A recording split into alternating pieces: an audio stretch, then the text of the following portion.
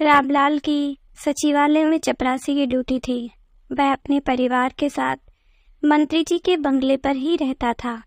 जब वह सरकारी नौकरी में लगा तब गांव में उसकी 2 बीघा जमीन थी और एक छोटा सा टूटा फूटा घर था। मगर आज 50 बीघा जमीन और 2-2 आलीशान मकान हैं। 30 त्योहार के अलावा शादी ब्याह में जब रामलाल अपने शानदार कार से बीवी बच्चों के साथ गांव में आता है तब उसे देखकर कोई ये नहीं कह सकता कि वह चपरासी है। उसके बीवी बच्चों के कीमती कपड़ों को देखकर लोग यही समझते हैं कि वे सब किसी बड़े सरकारी अफसर के परिवार वाले हैं। एक बार रामलाल गांव में अपने फार्म हाउस पर था। तभी वहां पर किसी गांव के बड़े सरकारी स्कूल में चपरासी की नौकरी करने वाला उसके गांव का बोलाराम आया। बोलाराम बोला, रामलाल जी, हम लोग एक ही समय पर सरकारी नौकरी में लगे थे, मगर तुम आज कहाँ से कहाँ पहुँच गए और मैं गरीब चपरासी ही रह गया हूँ। तुम्हारी इस तरक्की के बारे में मुझे भी कुछ बताओ भाई।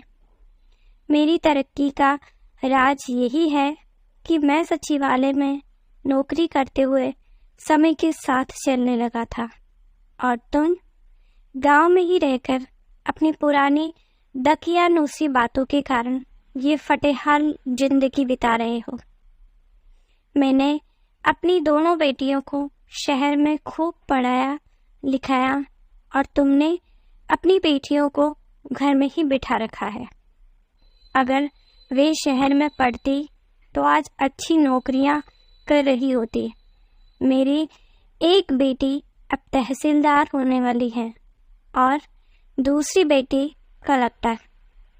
रामलाल ने उसे अपनी तरक्की का राज बताया तो बोलाराम उससे बोला, तो मुझे भी अब अपनी दोनों बेटियों के लिए क्या करना चाहिए?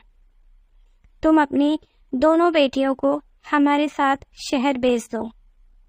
मेरी दोनों बेटियां उन्हें कुछ ऐसा सिखा देंगी कि उनकी और तुम्हारी जिंदगी बन जाएगी।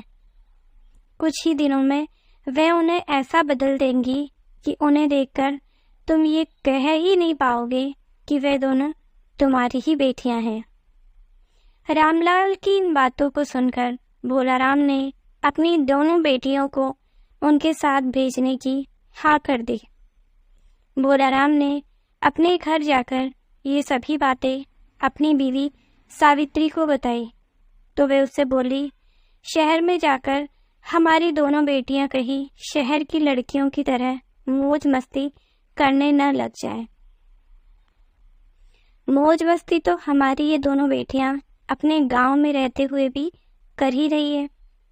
कहने को उनकी उम्र 16 और 18 साल है, लेकिन अभी से उनमें आवारा लड़कों के साथ मजे लेने की आदत पड़ चुकी है। सावित्री बोली, तुम अपनी बेटियों के बारे में ये सब क्यों कह रहे हो? कुछ दिन पहले जब मैं दोपहर में अपने खेतों पर गया था तब बाजरे के खेतों में हमारी ये दोनों बेटियां उषा और शर्मिला बिल्कुल नंग धड़ंग होकर गांव के 2 लड़कों के साथ वही सब कर रही थी जो पति अपनी पत्नी के साथ करता है। मैंने ये सब बातें तुम्हें इसीलिए नहीं बताई कि सुनकर तुम्हें दुख होगा। सावित्री तो ये सुनकर दंग रह गई। भोलाराम उससे बोला, हमारी दोनों बेटियों को लड़कों के साथ सोने का चस्का लग गया है। अगर वह किसी के साथ घर से भाग गई तो इससे हमारी गांव में इतनी बदनामी होगी कि हम लोग किसी को मुंह दिखाने नहीं देंगे।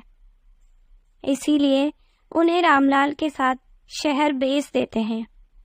सावित्री बोली, लेकिन रामलाल के बारे में हमारी पड़ोसन माला कह रही थी कि वह अपनी लड़कियों को मंत्री अफसरों के अलावा ठेकेदारों के साथ सुलाता है।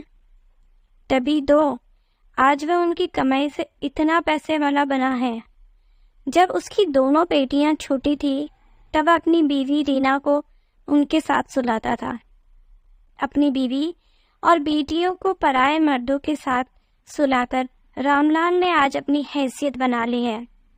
वे सभी लोग आज ऐशो आराम की जिंदगी जी रहे हैं और हम लोग अपनी दकियानुसी बातों के चलते गांव में ऐसी फटेहाल जिंदगी बिता रहे हैं। भोलाराम थोड़ा रुककर बोला, हमें भी अब रामलाल की तरह समय के साथ चलना चाहिए। हमारी दोनों बेटियां गांव के लड़कों को मुफ्त में ही अपनी जवानी के मजे दे रही हैं।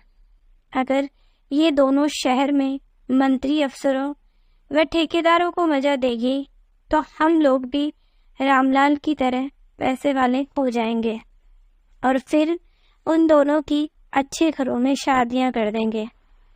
आजकल लोग आदमी का किरदार नहीं बल्कि उसकी हैसियत देखते हैं। सावित्री ने अपने दोनों बेटियों को रामलाल के साथ शहर भेजने का मन बना लिया था। शहर भेजने की ये बातें जब उनकी दोनों बेटियों ने सुनी तो वे खुशी से झूम उठी।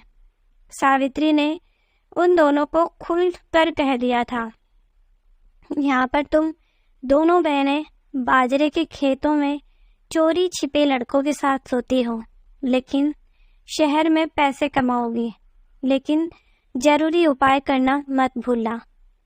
दोनों बहनें मन ही मन सोच रही थी कि बाजरे के खेत में तो किसी के आने के डर से वे पूरे मजे नहीं ले पाती थी। उन्हें हमेशा ये डर लगा रहता था कि कभी कोई वहां पर आकर उन्हें देख न ले।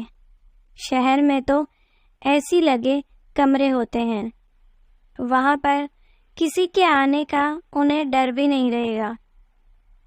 जब वे दोनों बहनें रामलाल और उसके परिवार के साथ उनकी ऐसी कार में बैठी तो ऐसी की ठंडी ठंडी हवा खाते हुए उन्हें कब नींद आ गई पता नहीं लगा।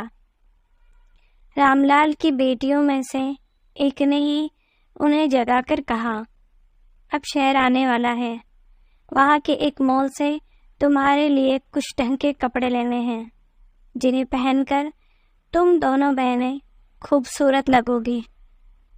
जब वे लोग शहर पहुँचे तो एक बड़े से मॉल में उन दोनों के लिए ढंग के कपड़े खरीदे गए। वहीं पर उनके बाल सेट कराकर उन्हें वे कपड़े पहनाए गए।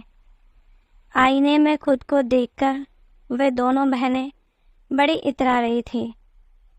जब वे दोनों रामलाल के घर आई तो मंत्री जी भी उन्हें देखकर चौंक गए।